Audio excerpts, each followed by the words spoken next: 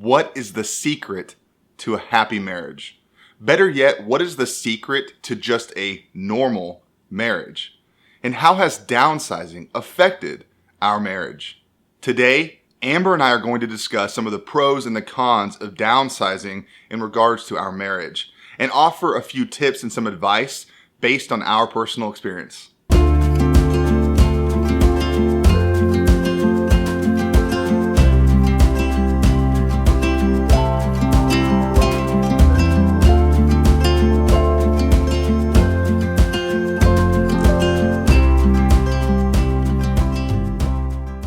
I'm going to begin this by reminding everybody of something that's very, very important. Before you begin evaluating your personal lives or evaluating your marriage, you have got to get rid of all of the comparisons. You've got to get rid of all of them. What you see on social media, everybody's lives appear to be totally perfect. None of it is reality. Social media tends to show us all of the highs of people's lives, and they rarely show us the lows. Wow, that family portrait looks so amazing. That family looks so happy. But what we don't see is that the 3-year-old just threw a major tantrum, and the parents started arguing for the last 10 minutes because they're just trying to get the 3-year-old under control. But thank goodness, photo number 193 turned out to be perfect. Sit down, stand up, act like you love each other. So anytime you begin to evaluate any aspect of your personal life, try your best to get rid of all of the comparisons. I promise this will help to make the evaluation much more real and much more true. It is so true that with social media these days, with our culture turning more and more to that and less to face-to-face relationships, it's so easy to be focused on just the highlights of everybody's lives and all the positive stuff, and to think that everybody else's marriage is perfect when it's not by any means. And we sure hope that nobody thinks our marriage is perfect, because it's definitely not. Even just, the other day we posted pictures of our family going hiking together, which was really fun. We hadn't done that in a long time. And the next day we got to go to Bass Pro Shop and see Santa as a family, and then go make cookies at Grandma's house. And what looked to be like a wonderful week for us, you didn't see that on the way to Bass Pro, Dean and I got in a huge argument, and it put a bit of a damper on our Santa time. So, none of us have perfect marriages or perfect lives. And that's part of the problem nowadays with social media, is that when we only share our positive emotions with the world and with each other, and the highlights of our lives and the good stuff, and we aren't sharing, the negative stuff or our fears or things that upset us, we're not sharing those things, it makes us feel isolated, because we feel like, well, nobody else seems to be having these emotions like I am. And it's so important, even with the positive part of having social media, it's so important that we still invest a lot in face-to-face relationships and time with each other, so that we can see the good, the bad, and the ugly of our lives, and realize that we're not alone in this. We're not the only one. We're not the only couple that struggles with this. Everybody does. And we have to be real with ourselves and real with each other, and realizing that's normal and that's okay. So if you've been watching our videos, you know that when we first made the decision to downsize, Amber was not totally on board with it. It was first my idea back about 3.5 years ago or so to start looking into and researching this idea of downsizing. And for Amber, we were just beginning our lives, things were getting set up, we were just really starting to get into the flow of things, and then I come in with this major disruption, hey, I know we've created all this and we've really built this all up, but what if we got rid of it and we decided to focus on the more important things in life? So it took her a little bit of time to really get on board, to research it, and to understand what the goals were going to be for us. We did not want to rush it. We knew this was going to be a very big and important decision for our family, and we were taking it very, very seriously. We did not want to rush this decision. We knew that it ultimately would have a major impact on our marriage as well. First and foremost, we wanted to know, how would downsizing affect our marriage? We wanted to make sure that when we did downsize, that our marriage would be healthy and successful as well. Because if our marriage is not healthy, everything else is going to suffer as well. So we take a deep breath, we relax, we know what our ultimate goals are, we know what we want to achieve, and we just start doing our research, we start doing our homework to better understand what the impact will be based on our decisions. Will our marriage be more healthy? Do we believe that those goals, when we attain them, will help make our marriage more healthy, help our marriage be more successful? Or do we think that it might, in fact, have a negative impact on us? These are some of the questions you have to be asking. Will your decisions positively or negatively affect your marriage? When Dean first started to bring up the idea of downsizing and living in a smaller space again, I was incredibly hesitant about it and incredibly nervous about the thought of that. I didn't even want to entertain the idea. I wanted him to stop talking and to just shut that idea off right away. Can I shut it off? I can't see the TV. Sure. And part of the reason was because when we were first married, we lived in an 800 square foot apartment for about a year. And it was very hard for us to adjust living in such a small space with each other.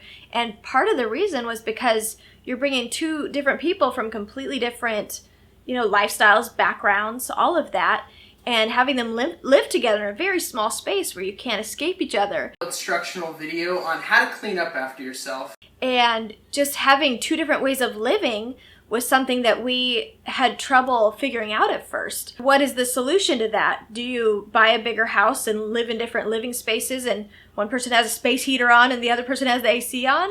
No, you don't do that. You learn to work together, to live together, and to compromise. When we started to entertain the idea of downsizing again, I just had to come to have a different mindset of, we can do this. We can learn to live in a small space together and to compromise and to learn how to jive and make it work. And so, after about a year of him trying to convince me it was a good idea and me watching other people's YouTube videos who had downsized and seeing how peaceful they were and how they had learned to work together and to communicate better, I started realizing, we could do this. I don't have to be terrified of the idea of this. We could make it work. So we decided to entertain the thought and possibly give it a chance. For me, one of the biggest motivating factors in wanting to downsize was to eliminate stressors. I have a stressful job. At times it can be very stressful, and sometimes I'll bring that stress home with me. I'll wear it on my shoulders. And so I had to ask myself, what stressors, the biggest stressors in my life, do I have control over? And finances was one of those. Eliminating the financial stressor in my life was probably the number one motivating factor for me in wanting to downsize. If you want to win with money, figure out what most people are doing and run in the other direction. I knew that if I could eliminate that big stressor, the biggest stressor in my life, it would definitely help me personally and within my marriage. It does not matter who you are. Every single relationship, every single marriage will have ups and downs. One of the biggest questions that I hear a lot is, has downsizing really affected your marriage for the better? Has it really made your marriage better? And the answer is yes. Strictly when it comes to downsizing, I feel it has absolutely made our marriage stronger. We have eliminated some of the biggest stressors in our lives, which in turn has made us happier people. And when we're happier people, we are happier spouses. Eliminating those biggest stressors, like I had just mentioned, really does impact your life for the better. Not just from a downsizing perspective, but overall in our entire lives. It affects our entire well-being. There are some things that we have not gotten to do yet, such as traveling. One of our biggest goals is to travel more, and we really feel like that traveling would help us even more in our marriage. And we'll do little trips here and there, but nothing major like what we really want to do. We had Ava last year, and so that kind of put traveling on the back burner as well. And we're having our fourth child this year, which again puts traveling in the back seat. But we do have some big plans ahead for next year, for 2019, that we're really excited about, and we know will help make our marriage even stronger. So as we made the decision that yes, we were going to try downsizing, we didn't know how much we were going to downsize yet or how small of a space we were going to live in. But one thing that motivated me and got me excited about it was that I knew it would help eliminate and lessen stressors for both of us individually and as a couple. And I was really looking forward to that. Just having less stress and being able to enjoy each other's company more and focus on the important things in life, get our priorities straight, and just kind of simplify life and get back to doing what we enjoy doing together. Also, I knew that it might be harder being in small quarters together, and we might, butt heads more. Well, pardon me, Mr. Perfect! But just the thought of, overall, we will get closer because of this, because we'll be forced to deal with stuff head on and to talk about it. I like that idea. This will bring us closer in the long run, as long as we keep the right mindset. And so I was looking forward to that. So there has been a lot of good since 2017, since downsizing in 2017, but there's also been some hard times, some bad times, such as with Addie's health scare. We had a bit of a health scare with Addie, which we talked about in a previous video. And that really puts a test on you. It puts a test on your family and on your marriage specifically, on how you want to handle those types of situations that arise. Also, my grandmother passed away in 2018, which was extremely difficult for me. And Amber's grandfather also passed away this past year, which was extremely difficult for her. Like with everybody, there are things that will happen in life that will challenge you and that will test you individually and as a couple, regardless of your living situation. We are no exception. Even though we had these difficult things happen this past year, and there were several more, it was a very successful year for our family and for our marriage. There have been pros and cons to us living in a smaller space this year, but even the things that I feel are cons are outweighed by the pros. And an example of that is, like I said, we're forced to communicate with each other. We've had friends that have said they have become like strangers to each other in their own home, because they're always, when they are home, they're just going and doing their own thing and not being in the same room and not communicating as well as they could. And in several of them, it's led to divorce. And, just not having that option of being that separated when we need to talk something out has overall helped us to deal with stuff and to learn to communicate better. We are always aware of where we are on the healthy or unhealthy scale of our marriage. It's always right here in the forefront of our minds because we can't escape it. And so we definitely still have work to do, but just being able to keep that in the forefront of our minds, that we need to make each other priority and that we want to always consistently be growing towards healthier marriage and towards loving each other more, has been a really important thing for us. The other thing that has been hard for us this year is living in a smaller space.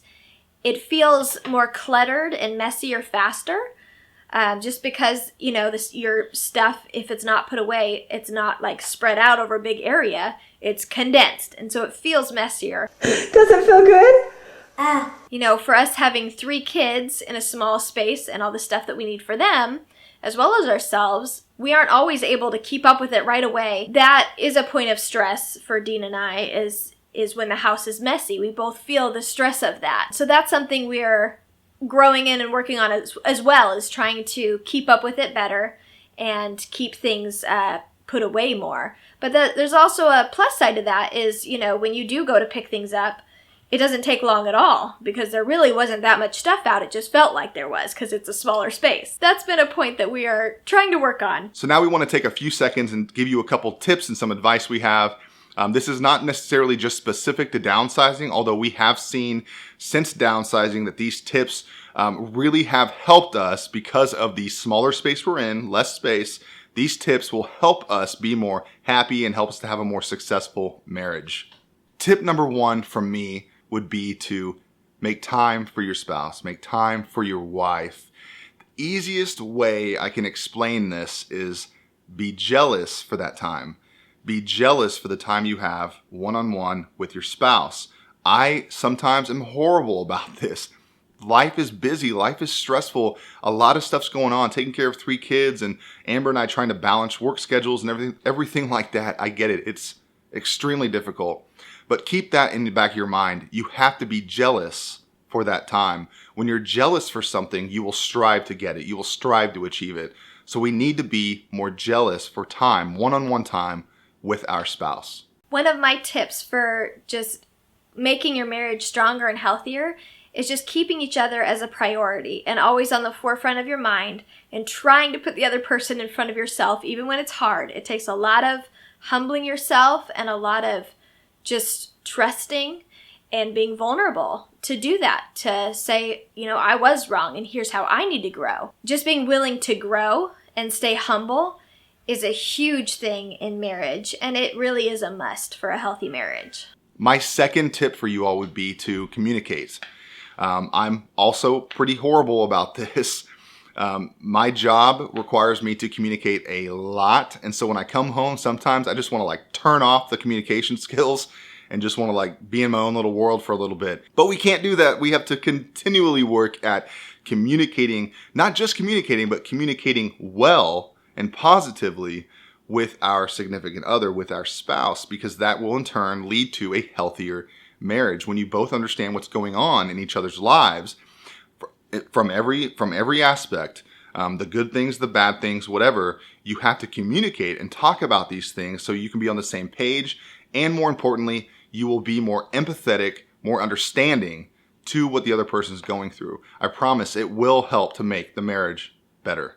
I agree with one of Dean's points that communication is key for a healthy marriage. I remember my mom always saying that growing up. Girls, if you can learn to communicate good in your marriage, it will be more successful. It's so true. And just little things like if the other person says something that comes across hurtful to you, right away ask, what did you mean by that? Because here's how it came across. And just always clarifying, because our minds work differently as men and women. And, we may think that somebody definitely meant it this way when they didn't. And so just being willing to communicate and ask and clarify will really be beneficial and helpful. My third tip, and this one definitely is more specific towards downsizing, is to share the chores. Sounds crazy because the space is smaller. There's less things to do. There's less things to take care of. But in the smaller space, especially if you have children, 3 children like us, it gets hectic very quickly. I'm not kidding. You can clean and vacuum 1 second, and then 2 minutes later, it's dirty again. So it can again become overwhelming, which is funny. You think that when there's less space, less clutter, things will stay cleaner more often. But it almost seems like it's reversed because there's less space for our kids to run around. Somehow things get dirtier faster. So in order to again help eliminate any sort of stressors, it's important to share the chores. Vacuum every once in a while. Take the trash out, go outside and, clean the cars, clean the, windows, whatever it is, whatever your chores list is, get on there, look at it, and then pick a few and do those. Even if your spouse is not expecting it, just jump in there and do some and accomplish those. I promise, huge brownie points when you do something like that that's unexpected. So share the chores, do some things to help out around the house. I promise it will make your marriage more healthy, more happy. My last tip for just growing in your marriage and having a healthier marriage is work as a team. Remember that your spouse is on your team, and if you can learn, with your own routine and your own way of doing life, if you can learn how to tag team and work with each other and help each other, it'll be really helpful, and you'll both be healthy as individuals as well. When we were considering the whole downsizing thing, I realized that it would greatly relieve Dean's stress with finances. And he was at the time very stressed, and that was reflecting on our marriage as well and was hard for us. And so for me, it wasn't worth it to, have a big fancy house with lots of big fancy things if we were going to be, stressed and at odds with each other. I wanted him to be happy and to not be stressed. And he wanted the same for me with, house upkeep and just everything that was stressing me out with a bigger house. And so just working as a team, how can we work together to lessen that stress was really important. So just figuring out for you and your spouse, what is that balance and how can you help each other out and work as a team? That has really helped us out a lot and helped us to feel healthy individually and together as well.